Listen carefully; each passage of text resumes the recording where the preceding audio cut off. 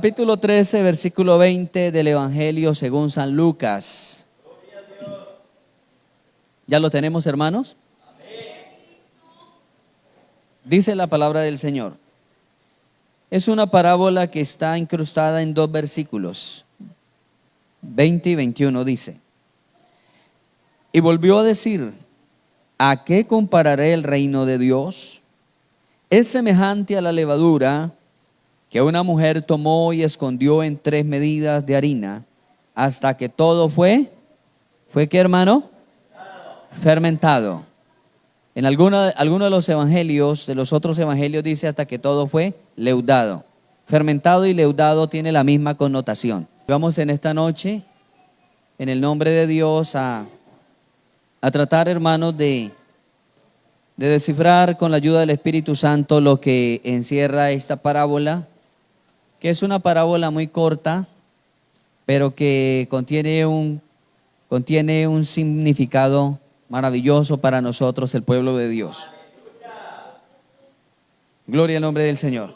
En muchas partes de la Biblia vamos a encontrar que la levadura ha sido utilizada para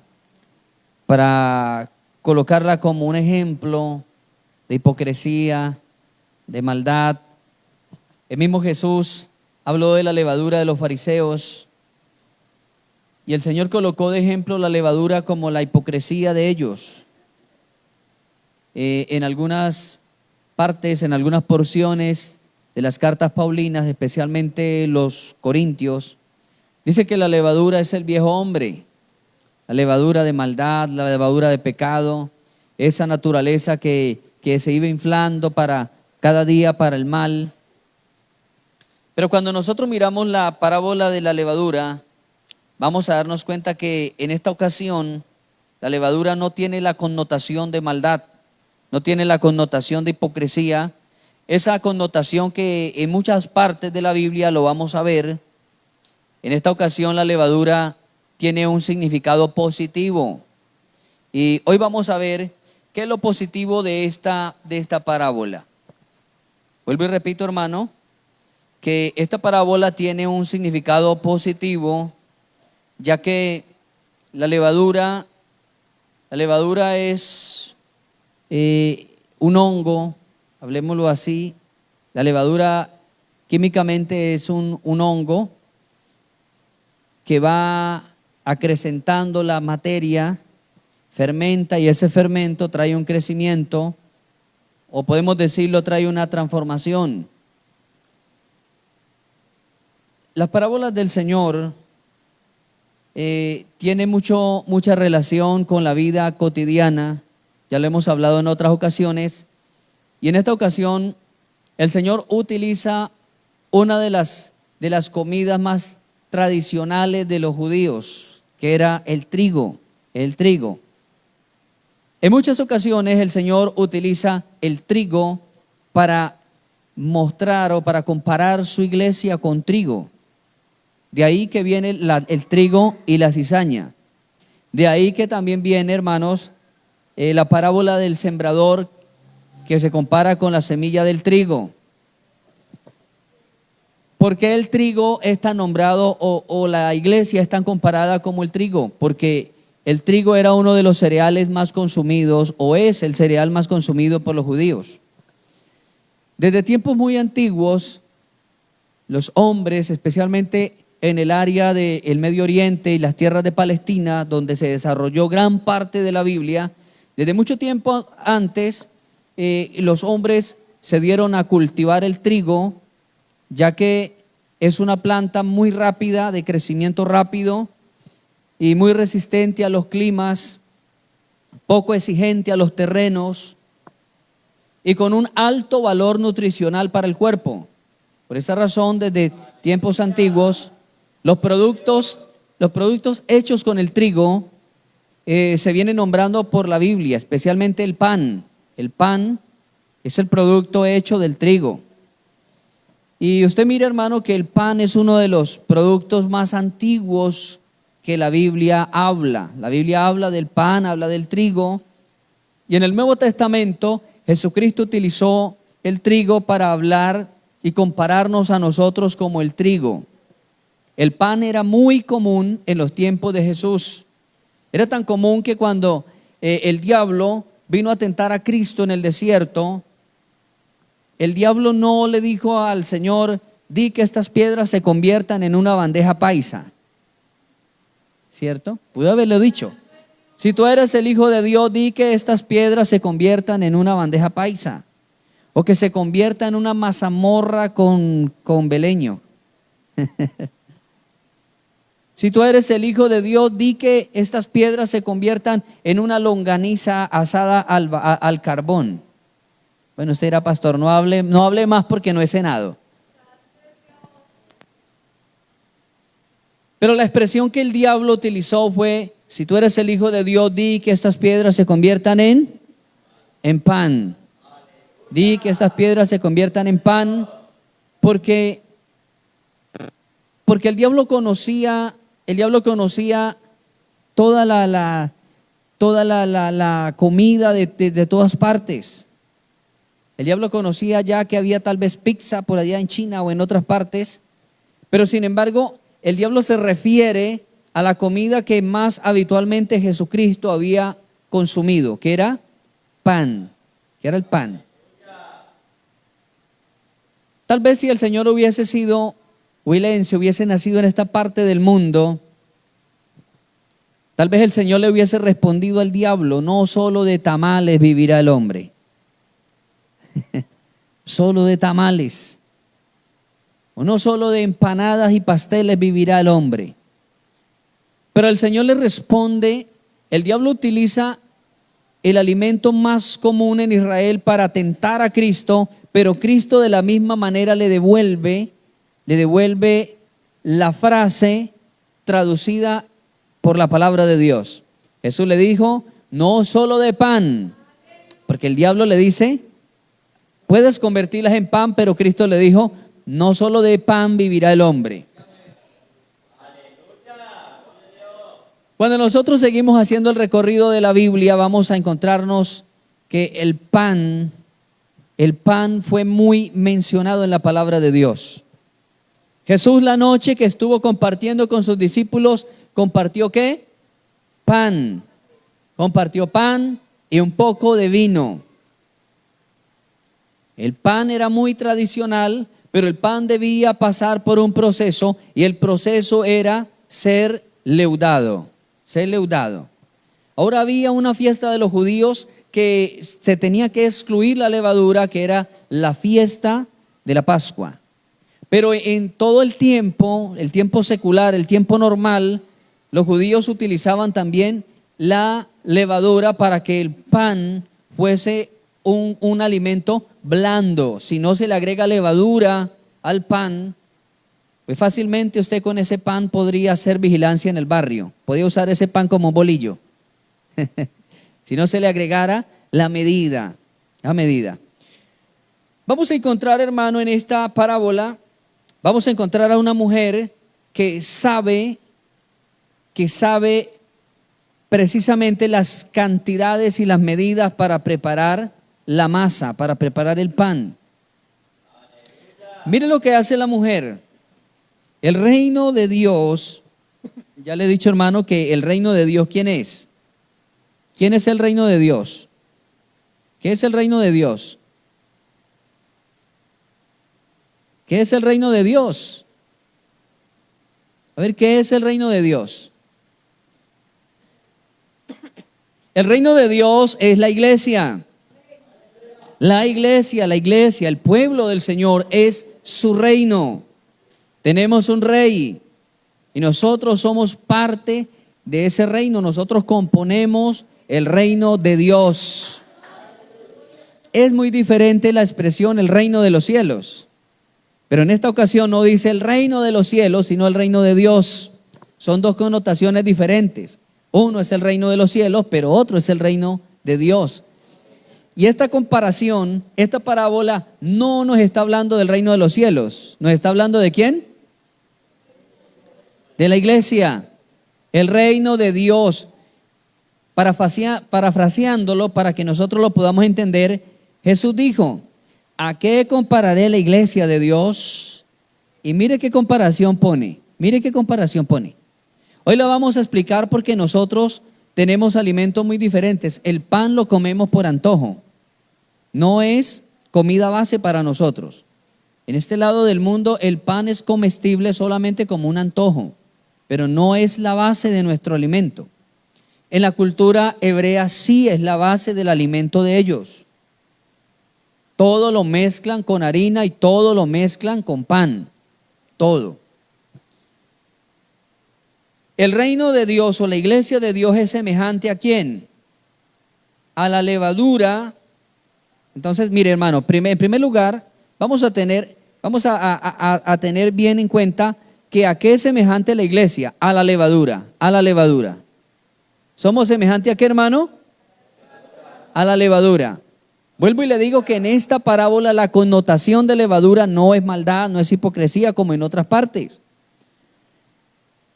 ¿A qué somos comparados nosotros? Como una levadura que una mujer tomó y escondió en 3 medidas de harina. Entonces, la palabra esconder en el Nuevo Testamento, la palabra esconder es mezclar, mezclar. En el original griego dice, es semejante a la levadura que una mujer mezcló en 3 medidas de harina. O sea, es una mujer que sabe hacer el pan para la familia y ella llega y toma 3 tazas de harina. Tomó 3 medidas porque ella dijo, las 3 tazas de harina es lo suficiente para el pan de todo el día. Tomó 3 tazas de harina y luego tomó la levadura que correspondía para esas 3 tazas. O sea, no hizo una mezcla a la ligera. Es una mezcla precisa, exacta. Entonces dice, cuando la palabra de Dios dice que esta mujer escondió la levadura dentro, en el original griego es mezcló, la mezcló. Después de que la mezcla, cuando se mezcla, las personas que saben o que entienden aquí de hacer el pan, cómo preparar pan, saben que la levadura se tiene que derretir o se tiene que mezclar en agua un poco, se le agrega la harina y después de que se agrega la harina hay que hacer un proceso de batido para que esta que ya no quede una harina, sino que ahora quede masa, quede una masa. Y después de que queda una masa, dice la escritura que mezcló esto en 3 medidas de harina hasta que todo fue leudado, hasta que todo se creció. Entonces, hermanos, ahí es donde vamos ahora a tratar de descifrar la parábola. Amén. ¿Qué es lo positivo de la levadura y por qué Cristo nos compara a nosotros como levadura? Porque la levadura transformó esa harina. Porque tan pronto tuvo contacto la levadura con esa harina, de inmediato esa harina o esa masa empezó a tener una transformación. Por eso Cristo nos compara a nosotros como una levadura que transforma una masa. ¿Cuál es la masa? La masa es el planeta, es el mundo, es la tierra. Esa es la masa. Y nosotros somos ese poquito de levadura que estamos en el deber de comenzar a transformar esa masa, comenzar a transformar este planeta Tierra. ¿Sí me hago entender, hermanos? ¿Soy claro con lo que estoy hablando? Gloria al nombre del Señor. No le pase lo del Chavo del 8. Cuando el profesor Girafales le preguntaba al chavo si estaba entendiendo la clase, entonces él decía así. Porque, hermano, esta es una enseñanza que me gustaría mucho que todos la podamos asimilar. Que la podamos asimilar. El reino de Dios es semejante a esa levadura que transformó la masa, que la masa no quedó quieta, no quedó estable, no quedó inerte, sino que la masa empezó a tomar una forma. La harina comenzó a ser apta para luego hacer unos panes, se transformó en alimento. Mis amados hermanos, el evangelio tiene un poder transformador enorme. Pablo dice en Romanos capítulo 1, versículo 16, que el evangelio es poder de Dios. ¿Para qué, hermano? Para salvación. El poder de Dios logró transformar su hogar, su familia, su propia vida. El poder de Dios ha logrado transformar naciones enteras. El poder de Dios ha llegado a transformar regiones. Donde llega esa buena levadura del evangelio, las masas que están inertes empiezan a tener transformación. Pero para que haya transformación, la mujer tuvo que seguir unos pasos. Ella no podía, como una buena mujer que sabía de cocina, que sabía de preparación, que sabía los pasos para hacer el pan, ella sabía qué cantidad había que aplicarle a las 3 medidas de harina. Entonces, para que este planeta pueda ser transformado por el poder del evangelio, también debemos seguir algunas directrices, mi amada iglesia. Debemos empezar a seguir algunas reglas que son reglas escriturales, reglas de la Biblia. Debemos aprender a seguir algunas reglas que son las reglas que van a llevarnos a transformar esta masa. Claramente dice que tomó 3 medidas. La Biblia pudo haber dicho una mujer que sencillamente quiso hacer un pan y le echó levadura y la masa se leudó. Pero cuando la Biblia habla de números, está hablando de una precisión, está hablando de que algo se hizo preciso, está hablando de que algo se hizo medido, está hablando de que alguien tenía una experiencia que sabía que no podía agregar 4 o 5 medidas o 6 o 10, sino que está hablando de una mujer que hacía 3 medidas. 3 medidas porque la cultura de ellos, las 3 medidas, era lo suficiente para el día del trabajo de la familia. Ellos no hacían para los panes para el otro día. Cuando usted mira la cultura hebrea, el único día que preparaban todo para no hacer de comer al otro día, para guardar para el otro día, era el día viernes. ¿Por qué razón? Porque los judíos celebran y guardan el día sábado. Entonces el único día que ellos preparaban muchas cosas para el otro día era el viernes. Porque el viernes a las 6 de la tarde se congelaba todo trabajo, incluyendo cocinar, incluyendo calentar una comida. Y entonces congelaban todos los trabajos y desde las 6 de la tarde el viernes, porque para los judíos el día comienza a las 6 de la tarde. Ellos tienen otro calendario. Nosotros manejamos calendario lunar, ellos manejan calendario solar. Nuestro día termina a las 12 de la noche. Ahí termina, 11:59 y a las 12 ya son las horas 00. Arranca otro día. Pero para los judíos es una cuestión diferente porque para ellos a las 5:59 de la tarde termina el día y a las 6 en punto es la 00. Arranca el otro día. Así es el calendario de ellos. Y entonces el único día que bíblicamente los judíos hacían de comer para guardar al otro día era el viernes. Así que cuando la Biblia me dice que esta mujer tomó 3 medidas, es porque era la medida para ese día. Era la medida para ese día. No guardaba cosas para el otro día. ¿Cuántos alabamos el nombre del Señor? Es decir, todos los días había ese mismo ritmo de trabajo. Todos los días ella preparaba lo mismo. Era una mujer que seguía reglas. Era una mujer que sabía de medidas, que sabía reglas. Era una mujer que sabía, amado hermano, qué cantidades debía de preparar. Esto nos representa, hermano, esas 3 medidas. Esas 3 medidas nos está representando, hermano, la obediencia de la iglesia. La obediencia de la iglesia. Que la iglesia no puede hacer cosas por invento. Que la iglesia no puede hacer cosas para experimentar. Voy a hacer esto a ver cómo me va. No, la iglesia tiene que aprender a hacer medida, tener una medida, saber cuál es la medida de Dios. Al nombre de Cristo. Algunos en la Biblia experimentaron a ver qué pasaba si yo hago esto y les fue mal. Algunos se pusieron a experimentar en la Biblia, a ver, ¿qué pasaría si yo hago esto? ¿Qué pasaría si hago aquello? Y les fue mal, en esos experimentos les fue bastante mal. Mi amado hermano, una de las primeras cosas que debemos nosotros atender al momento de nosotros transformar este mundo, como transformó la mujer la masa, es la obediencia. La obediencia.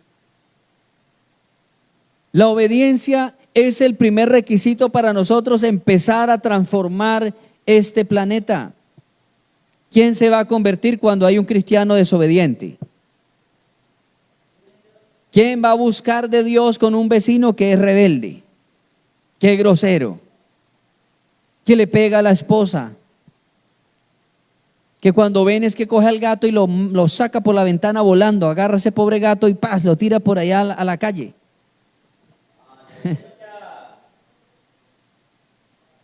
Lo primero que tenemos que pensar, hermano, al momento de querer transformar este planeta o transformar al menos la comunidad donde yo vivo, debe ser obediencia. La obediencia, saber la medida de Dios. Saber qué es lo que Dios manda para mí. Saber qué es lo que Dios me ha mandado a hacer. Hermano, la Biblia dice en Hechos capítulo 11, versículo 26, dice que en una ciudad llamada Antioquía,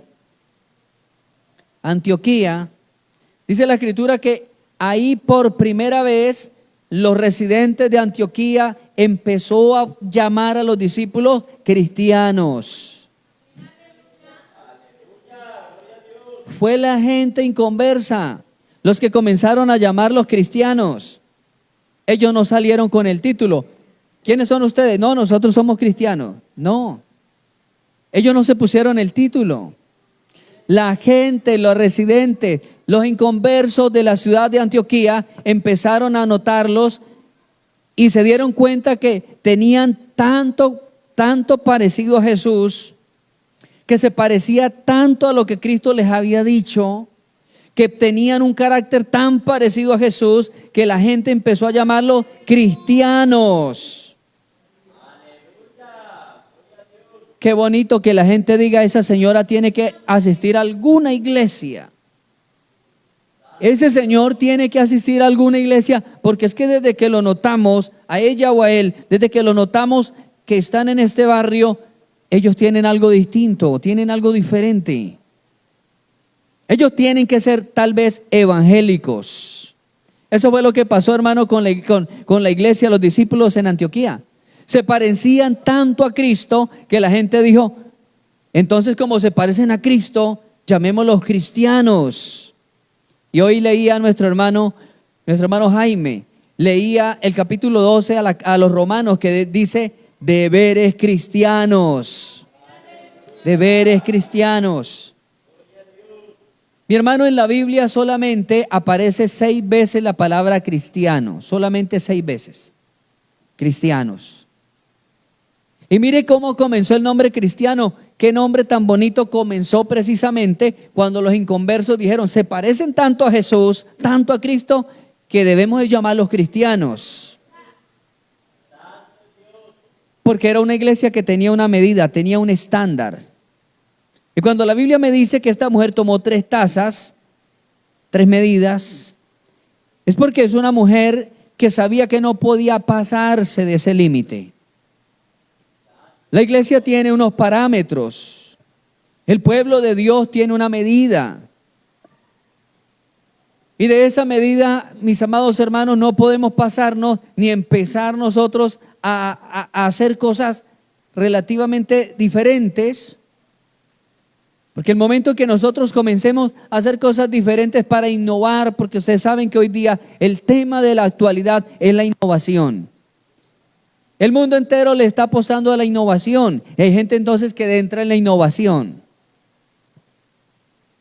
Hay pastores que han entrado en la innovación y dicen, ay, qué bonito, qué chévere, que en la Santa Cena el esposo le dé el bocado a ella y ella se lo dé a él.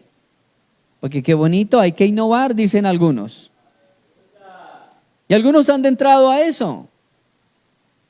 Que la Santa Cena ya no sea el simbolismo místico entre Cristo y la iglesia, sino que ahora sea una cena romántica.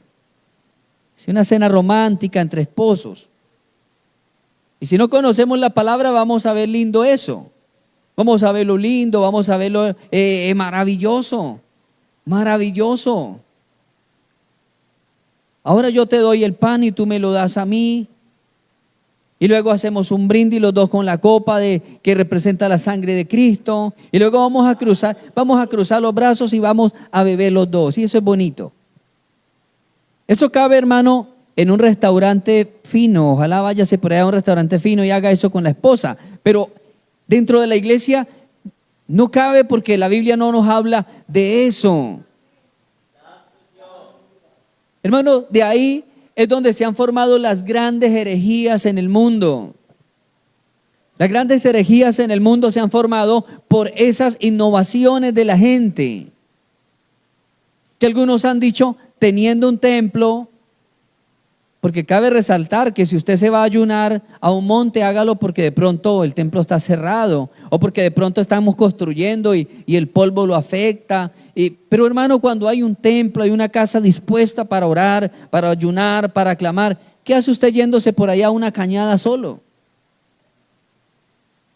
Cuando usted estudia la formación de las sectas del mundo, usted se va a dar cuenta que las sectas del mundo, la gran mayoría de ellas se formaron en supuestos retiros lejanos. Por allá en los montes, en las montañas, por allá en las playas de los ríos, en la playa del mar. Gente que teniendo un templo dijo, me voy a salir de lo normal y me voy por allá a tener un retiro, un encuentro con Dios. Y hasta hubo uno en nuestra denominación, hermano, que después de 10 días de estar ayunando por allá en un monte, se le apareció un sapo de más de 1 metro de alto. Y el sapo le dijo, yo soy Jehová vuestro Dios. Y el sapo, esta rana, le hablaba de grandes propósitos. Y le hablaba de llevarlo por las naciones. Y el hombre, debilitado por su hambre, por la necesidad de la comida y la emoción de ver ese animal, le obedece. Y el sapo dice, todo eso puedo cumplirlo, pero solamente hay algo que estorba, y es que tu mujer es un demonio. Y el sapo ese animal, ese demonio, ese espíritu, lo envía, lo comisiona a que tiene que matar a la mujer.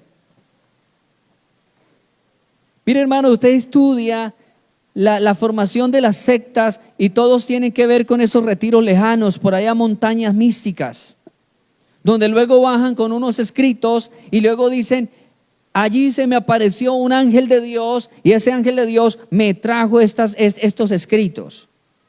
O que después de estar mucho tiempo, algún ser espiritual le mostró una cueva, él se dirigió a la cueva y allá en la cueva estaban los supuestos escritos.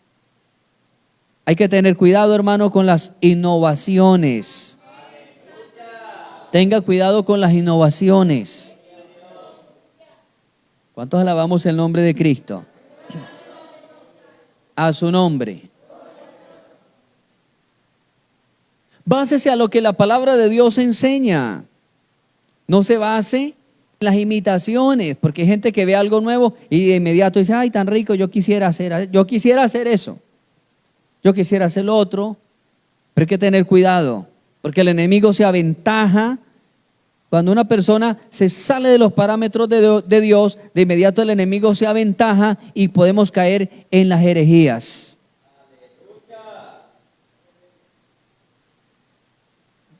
Vamos luego a empezar a hablar como hablaron los hermanos de Colosas.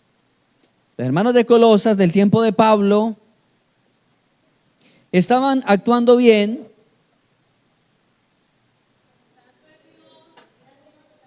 Estos hermanos iban bien, pero de pronto llegó uno de los hermanos y ese hermano comienza a recopilar todos los acontecimientos del nacimiento de Jesús. Y entonces cuando recopila los acontecimientos de Jesús, se da cuenta que un ángel vino y le habló a María del propósito de Dios. Y que luego un ángel se le presentó a José y le habló del propósito de Dios con ese niño que había sido concebido por el Espíritu Santo. Y luego se da cuenta que hay otro acontecimiento, y es que cuando Jesucristo nace, la noche que Jesús nace, cerca de Belén, habían unos pastores cuidando un rebaño. Y dice la Escritura que vino una cantidad de ángeles, y cantaban y decían: gloria a Dios en las alturas, paz y voluntad a los hombres en la tierra. Entonces, este hermano en Colosas comenzó a recopilar todos esos acontecimientos donde aparecían los ángeles, y luego él se da cuenta que cuando Jesús fue tentado en el desierto, vinieron los ángeles y le fortalecían. Y entonces este hermano saca una conclusión y dice: hermanos, acabo de descubrir algo nuevo, y este descubrimiento va a quedar solamente para la iglesia en Colosas. Descubrí que los ángeles son corredentores también del alma del hombre. Los ángeles también han cooperado para la salvación humana. Y los hermanos de Colosas empiezan a adorar y a hacer culto a los ángeles también. Adoraban a Jesús, pero luego empezaban a adorar a los ángeles. ¿Cómo les parece, hermanos? Cuando la gente se sale de la medida de lo que es de Dios. Por eso es importante el discernimiento de espíritu dentro de la iglesia. Aprender dos cosas, hermano. Primero, aprender a conocer la palabra de Dios. Porque la única manera de que el discernimiento de espíritu se desarrolle en la iglesia debe ser a través del conocimiento de la palabra de Dios. Si una persona no conoce la palabra de Dios, ¿cómo va a saber identificar lo falso de lo verdadero? El libro de Deuteronomio dice que cuando se levante un soñador o un profeta en la iglesia, debe ser pasado por el filtro de la palabra de Dios. Si lo que me está hablando el profeta no pasa por el filtro de la palabra de Dios, pues dice la Biblia que no había que creerlo. Si hay un sueño y si su sueño no concuerda con alguna base bíblica, pues no lo crea. Tal vez se acostó muy lleno, no le dio lugar a que la ingesta tuviera una digestión. O tal vez usted se acostó pensando en algo, preocupado en algo, y esa preocupación movió el subconsciente y el subconsciente le transportó a imágenes. Porque eso suele pasar en el mundo psicológico, hermano. Pero hay que tener cuidado, hermano, para nosotros no desviarnos de las medidas que Dios tiene para nosotros. No nos desviemos de las medidas, amada iglesia. Tal vez algunas personas dicen: yo me voy de aquí porque hay muchas medidas, hay muchas cosas, muchas restricciones. Algunos amigos dicen: a mí me gusta el evangelio, pero es que me prohíben esto, me prohíben lo otro. Algunos ni siquiera quieren que le lean la Biblia porque saben que de pronto dicen: no me lean eso porque de pronto me prohíbe fumar cigarrillo y me encanta fumar cigarrillo. Algunos no quisieran ni siquiera leer la Biblia porque saben que la Biblia de golpe la Biblia le va a decir la verdad en la cara. Por eso la gente no le gusta leer la Biblia, porque la Biblia es el único libro que me dice la verdad en la cara. Y cuando yo leo la Biblia me dice a mí: hinchazón y podrida llaga. Me dice así en Isaías, que la cabeza y el hombre sin Dios es hinchazón y podrida llaga. Uy, yo de inmediato leo eso y digo: pero ¿cómo es posible? ¿Cómo es posible que este libro venga a tratarme así, que soy una podrida llaga? Pero me está diciendo la verdad. Sin Dios somos así. Y algunos no han querido buscar de Dios porque la Biblia de inmediato le pone algunos parámetros. Pero yo quiero decirle, amigo, que esos parámetros son para nuestro bienestar. Porque si Dios no quiere que usted fume cigarrillo, es porque es para el bienestar suyo, porque eso le trae muchas complicaciones respiratorias. Ahora usted me va a decir, pastor, muéstreme, pastor, un versículo que me hable en contra de fumar cigarrillo. No existe explícitamente un versículo así porque no existía el cigarrillo en ese entonces. Pero la Biblia sí me dice que soy templo del Espíritu Santo. Que este cuerpo es ¿qué?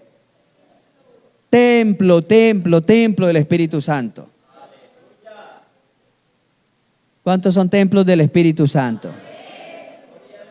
Gloria al nombre del Señor. Ya el otro día escuché a un hermano que dijo que habían personas tan obesas, que ya no parecían templo del Espíritu Santo, sino bodegas del Espíritu Santo. Pero la Biblia, hermano, me dice que yo soy un templo del Espíritu. Y luego termina diciendo Pablo que si yo destruyo este templo, Dios me va a destruir a mí también. A su nombre. A su nombre. El primer paso que tenemos que dar para empezar a transformar esta masa llamada planeta Tierra, llamada generación moderna, debe ser nuestra obediencia, iglesia.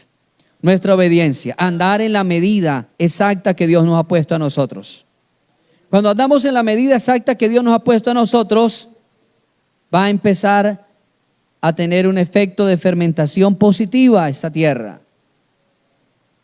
Y así la gente no le diga a usted, internamente lo está viendo y está copiando ideas que está viendo en usted.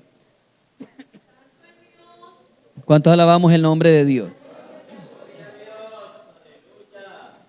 La niña que fue llevada en tiempos del general asirio llamado Naamán. Dice la Escritura que Naamán era un hombre valeroso en extremo, que tenía muchas condecoraciones. Tenía condecoraciones en el pecho, en los hombros, insignias, trofeos. Pero mi hermano, dice la Escritura que era leproso. Y cuando este hombre se quitaba las insignias y se quitaba el traje de general y se bajaba del caballo blanco que representaba la autoridad dentro de la guerra, cuando ese hombre hacía todo eso y se bajaba y se quitaba todo y se miraba al espejo, de nada le servía todos los trofeos y las insignias y los honores, no le servía para nada eso. Y estaba muy afligido porque la lepra era progresiva, la lepra es una enfermedad progresiva. En ese entonces no se le había encontrado antídoto, no tenía cura en el tiempo bíblico, hoy día sí. Y entonces este hombre estaba ya en una depresión, sabía que poco a poco el cargo tendría que irlo dejando, pero de pronto había una niña que estaba ahí trabajando en la casa, que era una niña que había sido llevada esclava en una incursión que habían hecho a las tierras de Israel. Y me llama la atención es que esa niña comenzó a actuar como la levadura. Esa niña le dijo a la señora de la casa, si mi señor Naamán fuera a la tierra de Israel y hablara con el profeta Eliseo, él lo sanaría de la lepra, porque él es un hombre de Dios. Ahí llegó el granito de la levadura. Y empieza un plan, él se va, Naamán va y le cuenta al rey, le dice, mi señor, hay una niña que está trabajando en la casa, esclava, y ella dice que me asegura que en Israel hay un profeta y ese profeta puede quitarme este mal. Hermano, de inmediato el rey dice, bueno, si eso es así, manos a la obra. Mandan una carta y detrás de la carta va una embajada y detrás de esa embajada va unos caballos, unos camellos cargados de muchos regalos y se van. Hermano, y efectivamente Dios no hizo quedar en vergüenza a la niña. Vuelve ese general restaurado, 7 veces se zambulló al río Jordán y en la séptima zambullida sale como la piel de un niño, restaurado totalmente. Y dice la Escritura que ese hombre se convirtió a Dios. Ese hombre hizo voto para Jehová. Ese hombre dijo: Señor Jehová, de aquí en adelante mi vida va a ser tuya. El día que el rey me diga de entremos a adorar a mi ídolo, ese día yo voy a entrar por acompañar al rey, por obediencia, pero mi corazón no va a estar en ese altar. Mi corazón de aquí en adelante será tuyo, Señor. Y dice la Escritura que se llevó 2 cargas de tierra, 2 cargas de tierra. Puso a llenar unos costales de tierra y dijo este general: de aquí en adelante esta tierra va a ser inolvidable para mí. Me voy a llevar esta tierra y la voy a tener en la casa para un memorial, para recordar qué pasó en mi vida a través de la tierra de Israel. Qué maravilloso, hermano, que existan cristianos que sean tipo levadura en la masa. No se quede callado. Anuncie a Dios, predique el evangelio, invite las vidas, invite las almas. Esta levadura espiritual, hermano, por un momento va a quedar quieta, pero luego cuando usted se dé cuenta va a empezar a fermentar, va a empezar a crecer. La matemática de Dios siempre es crecimiento, prosperidad, multiplicación, suma. Esa es la matemática del Señor, hermano. La matemática del diablo es diferente. La matemática del diablo es resta y división. La matemática del Señor es suma y multiplicación. Por eso usted mira que el Señor creó todas las cosas en un sentido de multiplicación. Hermanos, ¿cuántas vacas nos comemos nosotros semanalmente? ¿Cuántas vacas? ¿Cuántas vacas? Yo recuerdo cuando yo estaba en Algeciras y un señor que trabajaba en expendio de carne me decía: pastor, aquí estamos sacrificando 52 vacas semanales, solo en el municipio de Algeciras, solo en el casco urbano, 52 vacas, fuera de la de los pueblitos, hablemos más o menos unas 60 reses semanales. Y yo decía: bueno, entonces ¿cuántas vacas nos comemos todos los huilenses? ¿Y cuántas vacas nos comemos todos los colombianos? Pero luego pensaba: ¿y por qué nunca se acaban las vacas? Si nos comemos tantas vacas, ¿por qué nunca se acaban las vacas? Si nos comemos tantos pescados, tantas gallinas, ¿y por qué nunca se acaban esos animales? Porque Dios creó todas las cosas en un sentido próspero, sentido de multiplicación. Y cuando vamos a la iglesia, la palabra de Dios dice en el libro de Isaías que Dios multiplica las fuerzas al que no tiene ninguna. Eso es una matemática muy rara, hermano. Es una matemática muy rara. La matemática de Dios es una matemática extraña. Porque aquí en la tierra, si usted le dice: profesor, ¿cuánto es 0 más 0? Le va a decir: qué torpe, ¿cómo se le ocurre? Eso no funciona así. En la matemática nuestra, el menor número contable es 1. Entonces ahí 1 por 1, 1 y empezamos a contar 1. Pero nunca vamos a multiplicar 0 por 0 porque de igual manera en nosotros da 0, da error. 0 por 0 da error en nuestra matemática. Pero la Biblia dice que Dios multiplica las fuerzas al que tiene ninguna. O sea, es multiplicar el 0, pero va a dar resultado en mucha fuerza, en mucha. Tantas fuerzas que la Biblia dice que seremos como las águilas. Levantaremos alas como águila. ¿Y por qué nos compara como águilas? Porque el águila es un ave poderosa, sabia, poderosa, invencible. Cuando los vientos son tan fuertes aquí, ella se sube y se encumbra y va por encima de las nubes. Y todo el tiempo de la tormenta va a estar debajo de ella y ella está por encima de las nubes dando vueltas. Y la Biblia dice que nos multiplicará las fuerzas al que no tiene ninguna, al punto de hacernos como águilas. ¿Cuántos alaban el nombre del Señor? Así que mi amado hermano, ¿cuántos quieren ser levadura para esta masa? Tenemos que transformar nuestra comunidad del siglo XXI. Tenemos que transformar nuestra familia. Hay miles de personas que están esperando que alguien llegue con un mensaje de transformación, con un mensaje diferente. No podemos esperar que venga algún motivador, que venga alguna persona que trabaje con desarrollo humano. Amada iglesia, usted y yo somos los llamados a transformar esta comunidad. No esperemos que venga un líder religioso del oriente y de otra parte. Usted es esa levadura que Dios ha colocado en cada lugar, en cada barrio, en cada cuadra. Dios te ha puesto para que transformes esa comunidad. Dígnese a estar sobre sus pies.